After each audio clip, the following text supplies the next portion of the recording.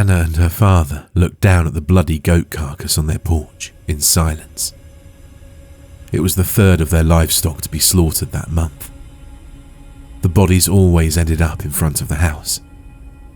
This one was closer than the others. They stood there for some time, side by side. Anna was a thin girl of 13, with dark blonde hair that hung down over her shoulders in limp curtains. Had she lived a different life, she probably would have been almost beautiful. But her face was hard and perpetually determined in an unnerving sort of way. It mirrored her father's. Her eyes were large, round, and greyish blue. They were alert, but flat and somewhat calculating. The few folks in town who'd had the rare chance of conversing with her found it was somewhat unnerving to have those cold eyes look at you. They seemed to know just what you were hiding in your head. No pleasantries necessary with this young woman. Her disposition made for a good farmer though, like her father. She was precise with her work and unbothered by the business of raising and slaughtering animals on the farm. Her eyes flicked up to her father. He, Jareth, a mostly silent but not unkind man, turned his eyes, which were not at all flat, but fiery and golden brown, back to her. He nodded. They hauled the body to the backfield together, although one of them could have moved it alone. It wasn't a large goat, and it was missing its head and innards, which lessened the weight significantly. That night, they burned the goat's body in a pit that had become the designated burning spot. They didn't want to use the contaminated and mangled meat, and they didn't want any animals coming in and sniffing around after it. Or maybe they didn't want whatever thing had been tearing up their livestock to come back. Either way, it felt like the right thing to do, and it had become a sort of ritual for them. One that each of them secretly felt was its own kind of ancient magic to ward off evil, or bad luck, or whatever it is that poor folks use to explain their misfortune. Anna's mother, Ellen, would watch from the window when they did this, her face a frozen mask of worry. She didn't like the woods, and she didn't like the killing. She did the housework and had planned on doing the child rearing, but there had only been one child, Anna, and Anna took care of herself. So it was just Ellen, hiding inside, keeping her mind busy as Anna and Jareth did their duties every day, and now they're burning every night. That night, Anna had a dream. She dreamed she was wandering through the woods near their farm, but everything was bigger. The brush was so thick, she could barely push her way through. There was no path, just leaf-lined ground and trees so thick they blotted out the sunlight. She was frightened, and every noise made her pause and wait. She felt that something was stalking her. She could smell it. It smelled like the burning goat, burning flesh. Then, the pain started. It ran up her legs to her hip bones. It felt like every bone was splintering and trying to push through her flesh. She felt her arm bones go hollow, like something was eating the marrow inside, sucking it out. Her body creaked like dry twigs, and she screamed. She looked down to see her knees bending, agonizingly backward, and her collarbone jutting out against her tightening skin. She knew somehow that her bones were gone, replaced by animal bones, bird bones, light, brittle, and sharp. She fell to the forest floor, the weight of the meat in her body cracking her new frail skeleton. Her fingertips were bleeding, and she saw the tips of sharp talons pushing through her nail beds. The pain was like fire, and she wished she would die. Wished the darkening forest would take her fast, so that the awful pain could stop. And then it did. and it was dark. She heard a voice in the blackness, coughing and wheezing out these words. "Killing harvest. Harvest for the blood moon, child." Anna awoke in her bed crying hot tears, her throat throbbing from her choked screams. She looked at her fingers, wanting, for one insane moment, to see the sharp talons, so that she might tear them down her face and rip her eyes out. And then, the reality of the cold room brought her dream-drenched brain back to normalcy. Her face changed back to its normal state so quickly, it was as though she'd never stirred at all. She just sat there on her bed, staring blankly at the window across the room, at the half moon that hung there, her hair clinging to the sweat on her forehead. Finally, she looked down at herself and saw that her underwear was drenched in blood. It was her first time. That morning, Anna grabbed her knapsack and her mother's grocery list from the kitchen and headed into town. She hadn't said a word to her mother about her supposed induction to womanhood. She'd simply cleaned herself up and scrubbed the evidence out of her sheets and underwear as best she could. She wasn't surprised by the arrival of her first blood. She knew what it was all about, but it didn't seem like the kind of thing her mother would want to hear about. Change often upset her, so off Anna went with some tissues stuffed into her underwear, and her usual determination to get the work of the day finished. She walked down the dirt road leading from the farm, looking down at her battered old work boots as she kicked rocks and worked her way towards the main road. Suddenly, a bloody mass of fur came into her sightline. She stopped, her boot only 6 inches away from it.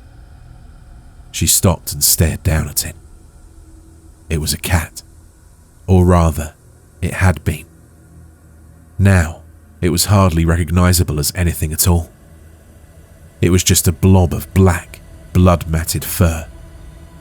She could only tell it was a cat because of the sharp teeth jutting out of a small, crushed head. She felt ill at the sight of it. It wasn't a cat she'd seen before, but its closeness to their farm made her uneasy. They were like psychotic gifts, left around the property for her and her family to find. Or maybe she was just falling too far into her father's psyche. For all the stoicism her father had on the outside, he had just as much superstition and paranoia about the world rolling around on the inside. At night, when they stood by the fire, if there was something to be burned that night, he would tell her his theories. He had many, and they weren't full of the kind of magic that Anna would have liked to hear. They were dark and violent ideas about what the world was really made of. He wasn't the kind of father who would tell you not to fear monsters in the closet. He would look you directly in the eye and tell you to be wary, and maybe keep a knife under your pillow. Anna pulled her thoughts and her eyes away from the cat and moved on down the road. When she made it to town, she was reminded again of how secluded their lives on the farm were. She only came into town maybe once a month. Mostly, they got on eating off the farm or had some things delivered. She looked around at all the entertainment: a movie theatre, a comic book store, a small wooden playground in the park. They all seemed odd to her. The only thing she really liked to do for fun was read. It didn't seem there was time for much else, and although she didn't know it, her mind was far more mature than most people her age. She had bigger thoughts in her head than watching a cartoon movie about talking dogs, or reading beauty magazines telling her how to get some model's look with 5 simple tips. She felt like an alien whenever she came into town. None of it made much sense to her. She went into the store to get her mother some soap and baking necessities. She got what she needed and briefly stopped in an aisle with feminine hygiene products. But she didn't know where to begin to choose something or what to do with it if she did. She decided she'd use the tissue technique until she asked her mother about it. She supposed that was inevitable, and she would just have to deal with the awkwardness of that conversation. On her way out of the store, paper bag in hand, she nearly ran into a boy whose name she couldn't remember. She'd seen him a few times when her mother used to take her to church. His parents owned one of the big white Victorian houses on Main Street. She supposed they were rich, but that didn't mean much to her, except that he and his mother and brothers probably didn't have daily work to do around the house, and they certainly didn't have to skip any meals. The boy was pale and soft, with little sunken eyes that darted around as he talked. He looked at her chest several times during their brief conversation. She noticed men did that now, and she barely had much to speak of in the way of curves yet. She sometimes felt they were checking to see, or rather, waiting to see when she would be ripe enough, to see if she'd turned woman yet. She supposed now she had, and wondered if this boy could smell it on her. "Have you heard about all the dead animals?"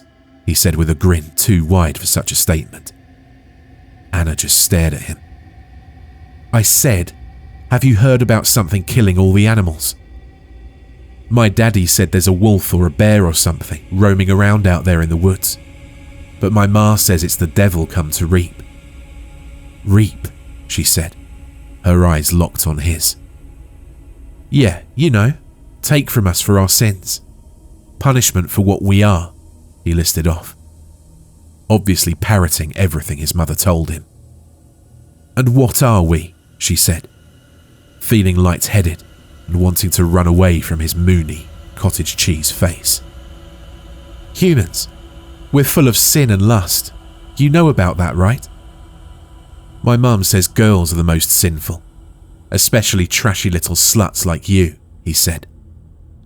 He was laughing at her, sneering at her, perhaps thinking that he was really doing a fine and dandy job of making conversation on this lovely afternoon. "Oh, wait, that's right. My friend Tim says you farm folk only screw animals. Is that right?" He actually laughed out loud at this. Her head felt like it was full of bees, and a veil of red fury slowly lowered over her field of vision. She dropped her grocery bag, raised her arm up, and brought it back down with the swiftness of a cat, raking her nails across his cheek. It drew blood. The boy screeched and pushed her away. He clutched his bleeding cheek and backed away from her. He tripped over the curb and into the street and landed on his cushiony behind. Anna walked over to him calmly, silently, and brought her foot up and then down, directly onto his genitals. He coughed out a dry scream, tears streaming down his face, rolling back and forth, crying. You bitch!"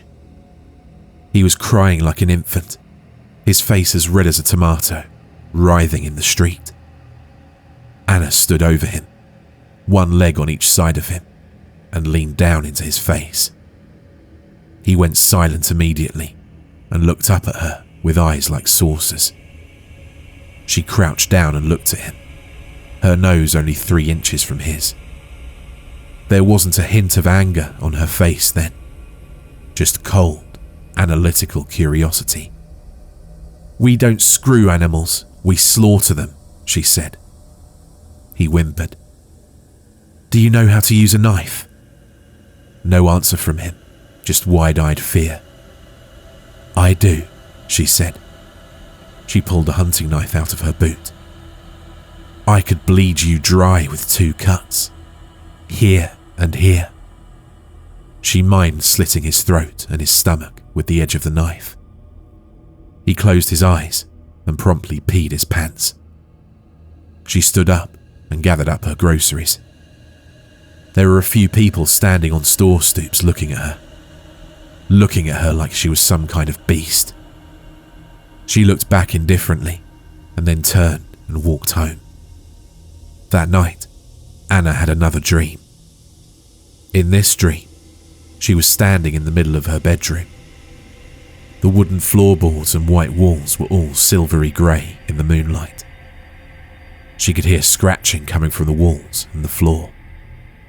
The sound was light at first, but then it got louder and more desperate. She heard a low mewling sound start from under her bed. It sounded like a cat in pain, but then it was screeching louder like a hawk, and the sound was everywhere. It was inside her head. She put her hands to her ears to try and block it out, but that only made it worse. Her back was against her windowsill now, and she heard the crying coming from outside. It was human crying. Her eyes snapped open, and she could feel the cool air from the window, and she knew she was awake. She turned and looked out the window and saw her father shambling towards the pigsty. He was shouting to himself, crying and dry heaving, but still walking towards the animals. She slipped down the hall and past her mother and father's room. The door was slightly ajar, and she could see her mother standing at their window in her nightgown, watching him too. She turned towards her daughter, and her face looked as white as the moon, as white as bone. She looked like a corpse. For a moment, Anna had a wild thought that it was a mannequin, something her mother had put up for sewing. But then it moved towards her. She walked towards the door, looked at Anna with nothing but pity and deep sadness, and shut the door. She heard her mother drag a chair over and prop it underneath the door handle. Anna pulled herself away from the door and wandered down the hallway to the stairs. She wanted to go back to her room and lock her own door, but she couldn't. She was scared for herself, but more scared for her father. Something was wrong with him. Something had been wrong with him for a long time, but she felt it was being kept from her, that secret. Her father seemed to disappear into himself around this time every year, and her mother warned her to keep some distance from him. She said it was the work, the harvest season, that gave him stress. She left the house through the back screen door and stepped into the cool night. Her bare feet touched the damp grass as she walked towards the sounds of squealing pigs. She approached the pen slowly and could see the pigs pushing towards the fencing. They were trying to get away from something, and there was a clear circle in the centre of the pen. Then a scream, high and human-like, cut through the night. The rest of the pigs were silent, but for that one dying animal in the centre. Then it went silent too. She moved closer, her legs trembling, threatening to give way, and she saw a figure rise up. It was her father, but he was changed. His shoulders enormous and hulking, his mouth too big and dripping, his face long and pointed like a hyena. He was clutching half of the pig in fingers that looked like claws, gnarled and sharp and much too long. He was covered in blood that looked black in the moonlight. He looked up at the moon and cried out. He howled, an agonized cry that made her moan with fear. Then he knelt again, and she could hear gurgling, ripping sounds. She tried to run, but her knees buckled and she knelt there, sobbing. She put her hand over her mouth to stop the sounds. She looked back towards the house and saw her mother's ghostly figure in the window, watching. The pigs started to squeal again, and she looked back and saw the beast standing in the centre, looking right at her. Gore and flesh hanging from its mouth. His eyes were black sockets, with flickers of sickly yellow light burning deep down through tunnels that seemed miles long.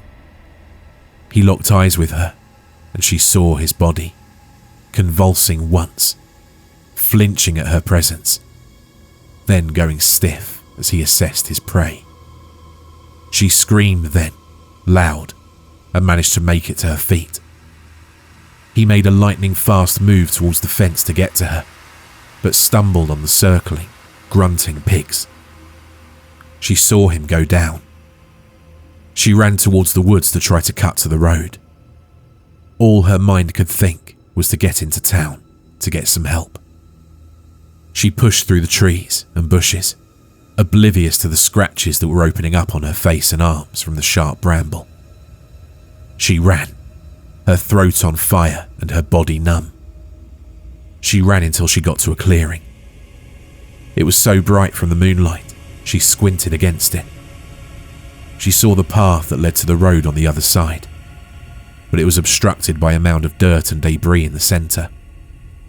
She ran towards it, but as she got closer, she saw that it wasn't a pile of dirt. It was a pile of bloodied animal carcasses. There must have been near 100 dead animals piled high, their dead eyes staring dumbly this way and that. Suddenly, she was being hurled to the ground.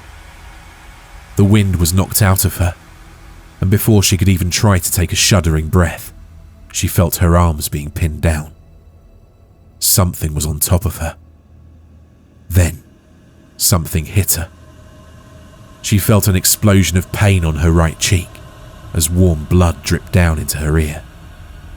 She looked up, dazed, and saw that it was a boy.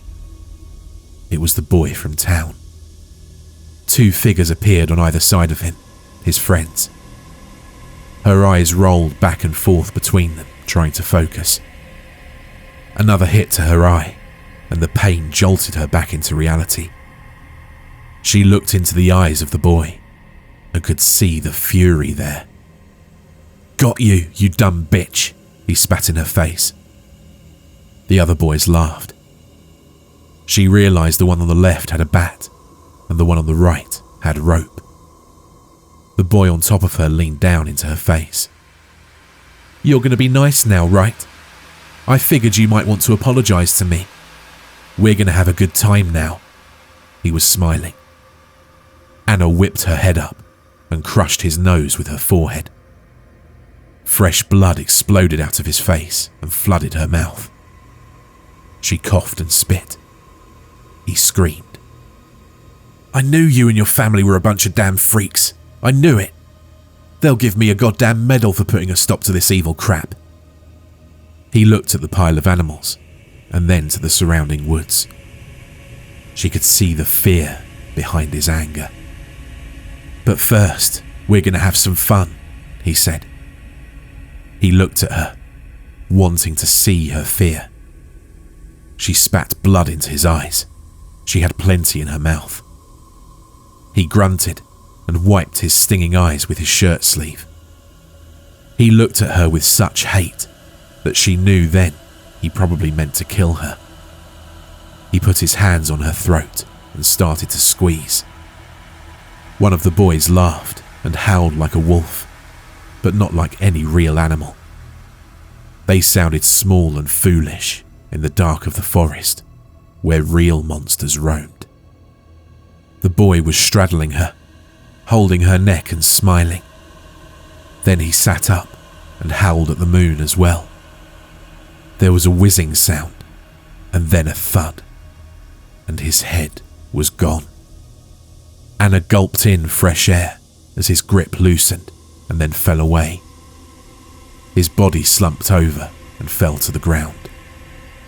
The other boys were screaming, running. She rolled over on her side, gasping for breath, and saw her father, or what he'd become, standing over her. He looked at her and then leapt over to the boy's rolling head. He picked it up and tossed it onto the pile of dead animals, and then went off into the trees after the other 2. On the other side of the clearing, closest to the road, Anna could see dark figures lining the trees, some with torches. She didn't know how many there were. They were watching. Then, suddenly, they began to retreat, back towards the town. She could see there were many, stretching all the way back to the road. Anna closed her eyes. The shock and loss of oxygen was too much for her, and everything went black. When she woke up, she gasped in cold air and sat up. The sky was starting to lighten with the day. She saw her father was crouching next to the rotting pile nearby. She looked at the pile of animals and saw the heads of the 3 boys neatly lined up on top, their faces eternally frozen in screams. Father and daughter regarded each other. His eyes were his. He seemed afraid of her, ashamed maybe. She crawled to him, put her arms around his neck and hugged him gratefully.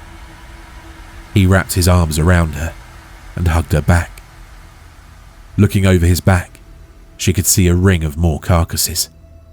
Deer, dogs, cows, and more bloody meat sacrifices that she couldn't identify. Didn't dare to identify for her own sanity's sake. They were littering the tree line where the townspeople had stood. Their own yearly offerings left to be collected. He picked her up and carried her back to the house. Their duties for that year's harvest complete. "Papa?" She looked up at him with tired eyes. He looked down at her. "Those boys," she started.